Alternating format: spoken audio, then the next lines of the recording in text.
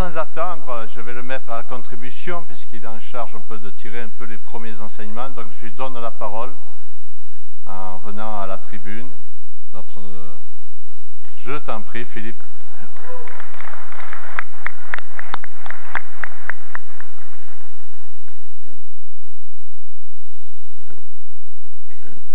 Alors vous avez vu, ils ont mis 2 micros parce qu'on attend Dupont.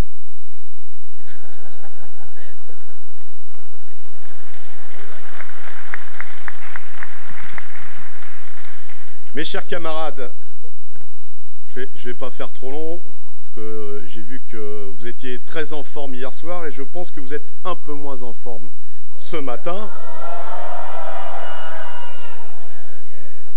Ça va, on est bien dans la métallurgie.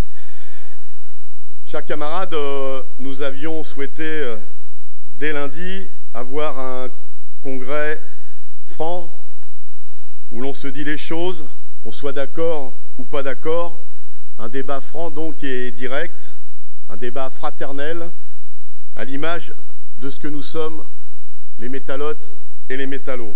Eh bien, je crois que pour ce congrès, nous avons atteint des sommets et je tiens à féliciter l'ensemble des congressistes pour la qualité de nos débats et la chaleur de vos interventions et de vos applaudissements.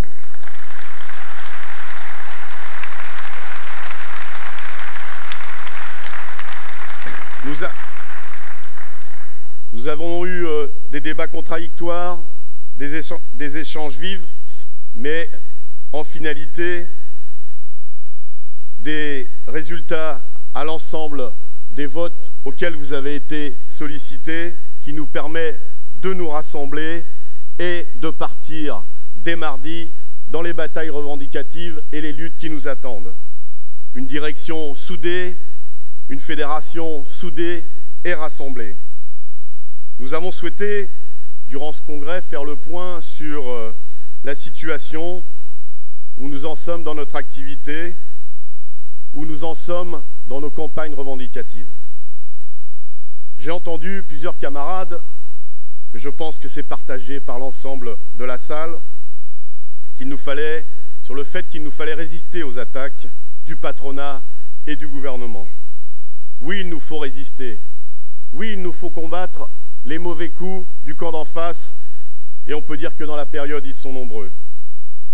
Oui, il nous faut résister, car ces attaques ont un caractère insupportable.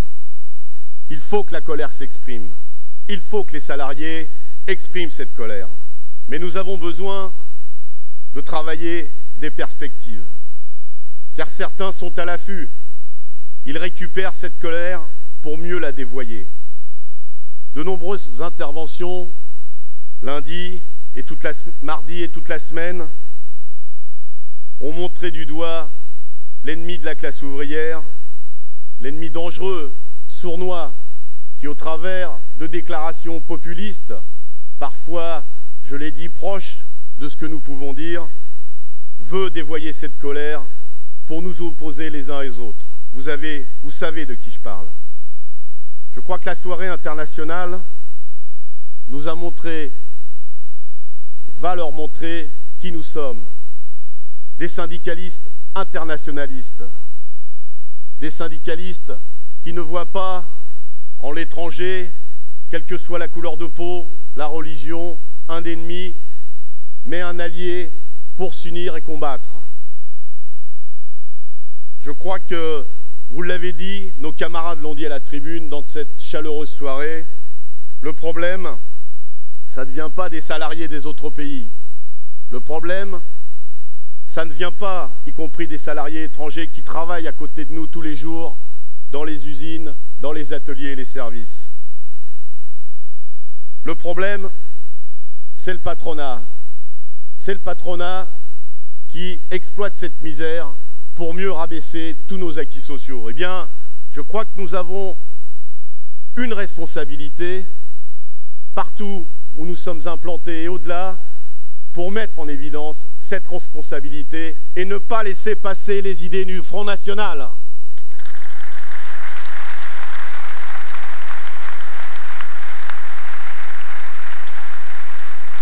Je l'ai dit, pour cela, il nous faut travailler résistance et perspective. Travailler des alternatives. Le riche débat que nous avons eu avec nos camarades des autres professions sur cette campagne de reconquête industrielle est le meilleur exemple que nous pouvons trouver pour travailler ces alternatives. 2 millions d'emplois. 2 millions d'emplois, c'est ce que nous proposons de créer dans l'ensemble des industries de ce pays. 2 millions d'emplois, c'est les possibilités qui nous sont offertes partout d'offrir aux jeunes, aux moins jeunes qui sont au chômage parfois depuis très longtemps, d'intégrer la société qui les rejette. C'est un projet ambitieux, mes chers camarades. C'est un projet très ambitieux et nous avons des défis à relever. Oui, travailler des projets, travailler la reconquête de métiers, c'est de notre responsabilité et pas celle uniquement du patronat. D'ailleurs, on peut faire le constat ensemble, hein, quand il s'occupe de nous, quand il s'occupe de projets soi-disant industriels, le résultat, c'est 5 millions de chômeurs, des pauvres, des SDF, les restos du cœur. Eh bien oui, il faut s'occuper de nos affaires en travaillant des perspectives et des projets industriels.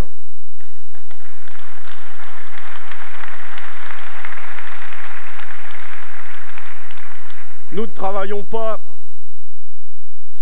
comme eux sur des projets sans contenu sociaux. Oui, derrière le mot travail, parce que vous l'avez vu à travers l'exposition et les différents films qui sont passés, les salariés sont fiers de leur travail quand on leur donne les possibilités de le faire correctement.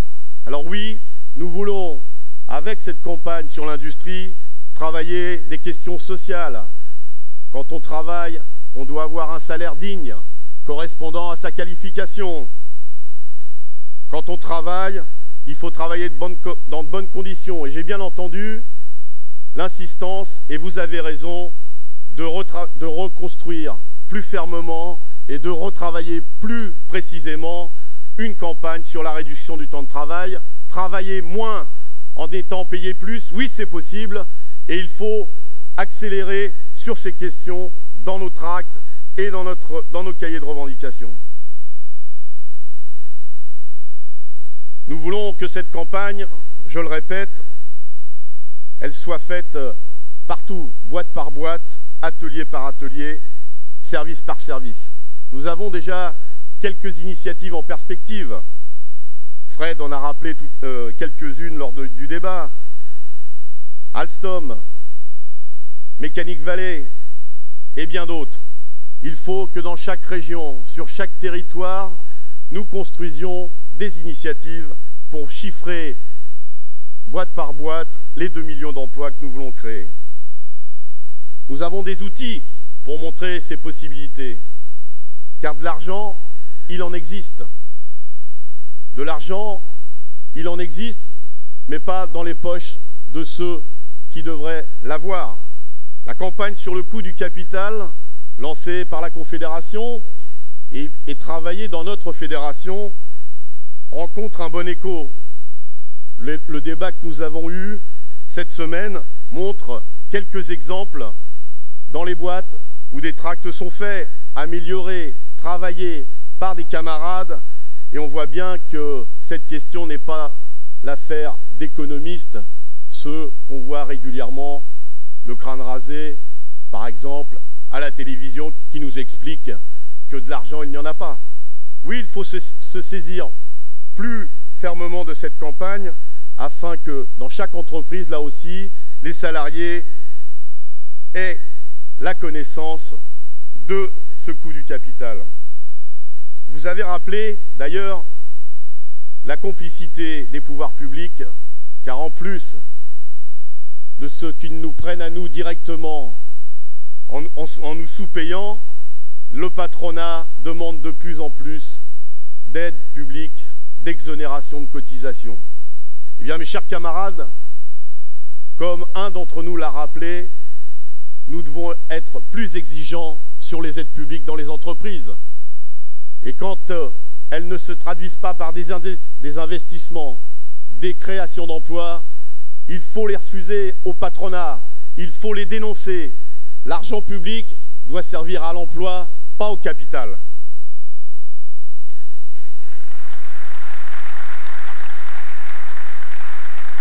Enfin, je crois que dans le débat général, mais je prêche des convaincus, nous sommes tous d'accord que pour trouver une issue à cette crise, il y a besoin de lutte, il y a besoin de mobilisation. D'abord, valoriser les camarades qui gagnent. Je l'ai dit dans mon rapport d'introduction, on se plaint qu'il n'y a pas assez de lutte, on se plaint qu'on ne gagne pas assez, et quand on gagne, on ne le dit pas. Il faut donner confiance. Et donc je tiens à saluer de nouveau toutes les victoires que nous avons obtenues dans la dernière période, des camarades qui, comme vous, comme nous, certainement doutaient, ont décidé en Assemblée Générale de cesser le travail et ont obtenu des succès comme à la SAM, comme à Scometal, comme à Fralib. Nous avons besoin de cet ancrage à l'entreprise. Nous avons besoin de nous tourner vers les salariés pour discuter avec eux et leur montrer que la seule issue, c'est qu'ils interviennent, c'est qu'ils se mobilisent. Je ne pense pas qu'il faille opposer les initiatives dans les entreprises, les initiatives dans les professions, à ce que nous voulons construire plus largement. Valoriser ce qui se fait, c'est important. Donc, toutes les initiatives qui sont prises méritent d'être soulignées. Par contre, cet ancrage à l'entreprise dont on parle beaucoup doit se traduire par des mobilisations interprofessionnelles, des mobilisations générales. Je l'ai dit, c'est à tous les niveaux de la CGT que chacun doit prendre ses responsabilités pour que cette mobilisation puisse se construire et qu'enfin on soit entendu. Il ne s'agit pas de culpabiliser les camarades dans les boîtes sur le temps, c'est un mauvais débat, le temps que nous passons dans des réunions et avec nos patrons pour discuter des revendications des salariés. Je l'ai dit là aussi, cette question, elle ne s'arrête pas à l'entreprise. C'est à tous les niveaux de la CGT qu'on doit passer plus de temps avec les salariés et avec les syndiqués. Et je tiens à le redire encore ce matin, je m'interroge, nous nous interrogeons sur la participation de la CGT à la prochaine conférence sociale pour la 3e année et avec les résultats que nous avons connus les deux précédentes, c'est-à-dire rien du tout.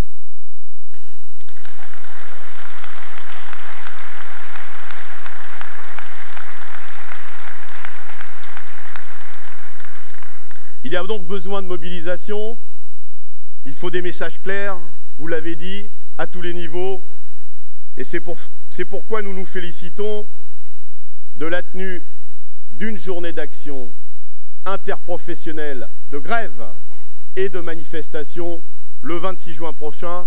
Je pense que c'est un vrai défi pour nous tous, notamment ici dans la métallurgie, de se saisir de cette opportunité pour mettre beaucoup de monde dans la rue, pour qu'il y ait beaucoup de piquets de grève, et puis qu'on puisse travailler des suites. Car oui, il y a besoin de renforcer la démocratie en interne de la CGT pour que dès le 26 juin au soir, dès le 27 juin, il y ait des assemblées générales de syndiqués qui décident de la poursuite, qui fassent un bilan de cette journée, qui décident de la poursuite ou non de ce mouvement.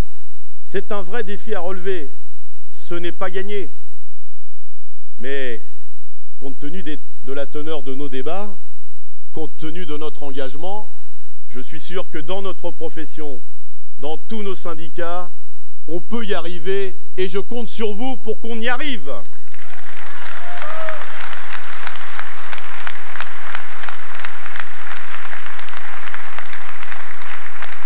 Nous avons besoin, dès les prochains mois, dès les prochaines semaines, dès les prochains jours, que cette mobilisation s'amplifie. Vous le savez, dans la continuité de notre campagne sur l'industrie, une manifestation nationale à Paris aura lieu fin octobre, début novembre. C'est un deuxième rendez-vous important, notamment pour notre profession. Mais nous avons besoin d'occuper le terrain entre le 26 juin et cette initiative nationale. Et là aussi, on a du boulot. Nous avons eu quelques débats, et ils sont légitimes, sur ce que nous appelons dans notre langage le syndicalisme rassemblé. Je crois que là aussi, il n'y a pas des choses qui sont comme ça ou comme ci. Il y a la réalité dans les boîtes et une aspiration des salariés à créer les conditions d'un rassemblement le plus large.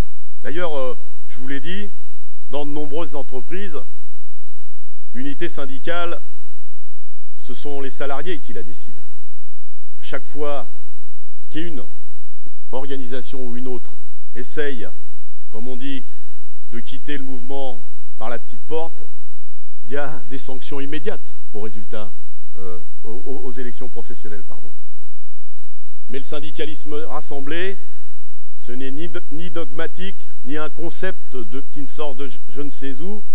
C'est une réalité qu'on doit imposer sur des contenus revendicatifs où les salariés se reconnaissent. Je pense que les retraités, avec leur manifestation de mardi dernier, nous ont montré la voie à suivre, puisqu'ils ont réuni 25 000 camarades dans les rues de Paris. Dans l'unité syndicale, il y avait, me semble-t-il, une organisation syndicale qui était absente, mais y compris dans les rangs de cette organisation, de nombreux militants se sont mobilisés. Donc, oui, il y a besoin de rassemblement, oui, il y a besoin d'unité, mais construisons-la ensemble. Chers camarades, nous avions fait un pari ambitieux de pouvoir discuter des ingénieurs cadres techniciens dans un congrès fédéral. C'est la première fois que nous le faisons. Oui, nous voulons être la CGT de tous les salariés.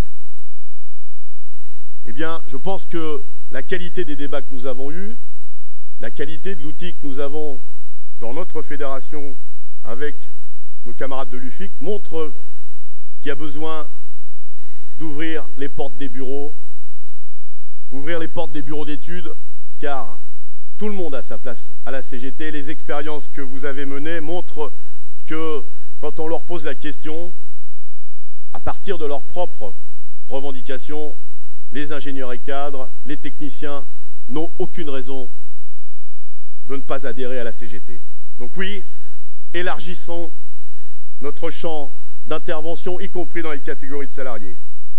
Comme nous l'avons fait, comme nous devrons le faire, pardon, pour les retraités, comme nous l'avons fait pour les jeunes, il y a encore du boulot, et comme il faut continuer de le faire pour les femmes.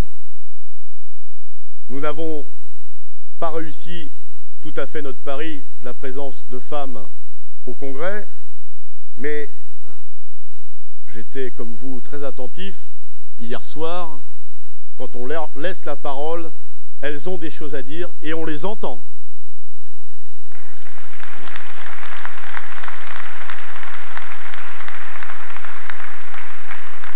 Nous avons donc, à l'issue de ce congrès, une fédération unie, rassemblée, en état de marche, une direction fédérale rajeunie, féminisée. Je crois que nous avons tout pour réussir dans notre démarche et dans nos ambitions. Chers camarades, nous avons tous été émus par le message de Cécile Roltanguy. C'est un message porteur d'espoir et d'ambition, fait par une grande dame tellement chère dans le cœur des métallotes et des métallos, et vous avez entendu, elle nous le rend bien. Avec ce message, nous ne sommes pas nostalgiques, au contraire. Ils avaient toutes et tous 20 ans, voire moins. Ils résistaient et voulaient changer le monde. Changer le monde avec un projet novateur, révolutionnaire, le programme du Conseil national de la résistance. C'est ça la modernité, c'est ça notre ambition aussi. Alors, tous ensemble, agissons, luttons, renforçons la CGT, car l'avenir nous appartient. Merci.